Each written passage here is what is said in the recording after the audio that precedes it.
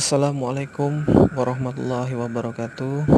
Bismillahirrahmanirrahim. Dengan kesempatan kali ini kita akan berbincang-bincang sedikit dan berbicara sedikit tentang kajian mati sebelum mati. Kajian ini dilatar belakangi oleh pemahaman tarekat Naqsabandiyah mengenai konsep mematikan diri sebelum mati. Bagaimana mungkin merasakan mati jika saat ini kita masih hidup? Secara umum kematian adalah terpisahnya antara jasad dan jiwa manusia, sehingga jasad manusia tidak berfungsi lagi dan lama-kelamaan akan menjadi bangkai. Memang pernah terdengar di telinga kita bahwa ada sebagian manusia yang pernah merasakan mati suri, tetapi kematian tersebut dilakukan dengan tidak sengaja dan secara terus-menerus.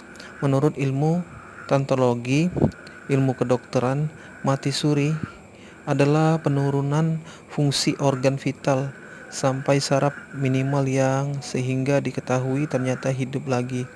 Setelah dinyatakan mati suri sering ditemukan pada kasus keracunan obat tidur tersengat listrik atau tersambar petir dan tenggelam.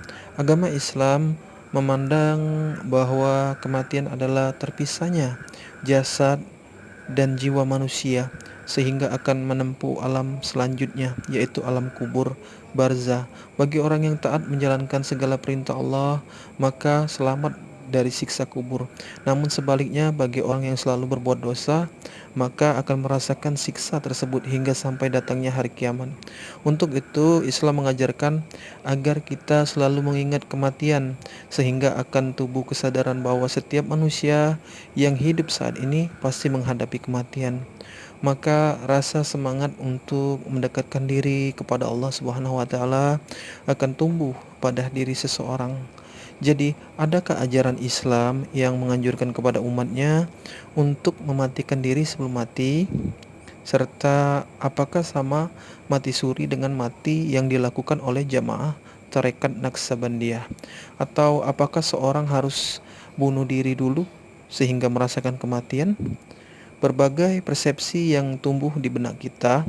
Oleh sebab itu, kami akan menjelaskan menurut kami yang pahami tentang ajaran tarekat.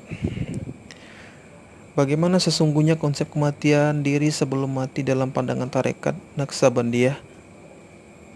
Metode yang dipakai dalam penelitian ini adalah penelitian kualitatif atau menurut survei lapangan, yaitu mengumpulkan data-data melalui wawancara dan lain sebagainya dengan melihat bagaimana syariat Islam dalam memahami kematian sehingga ditemukan titik permasalahan.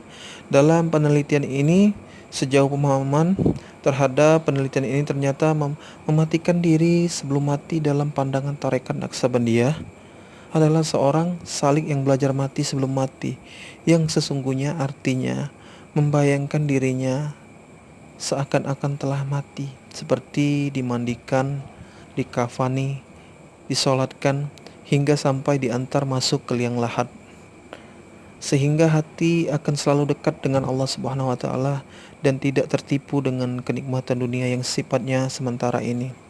Tujuannya adalah mematikan hawa nafsu ketika beribadah kepada Allah Subhanahu wa taala seperti zikir, salat dan lain sebagainya. Sehingga seseorang salik ikhlas beribadah hanya semata-mata mengharapkan keridhaan Allah Subhanahu wa taala, bukan karena takut masuk neraka atau keinginan kita beribadah hanya ingin masuk surga.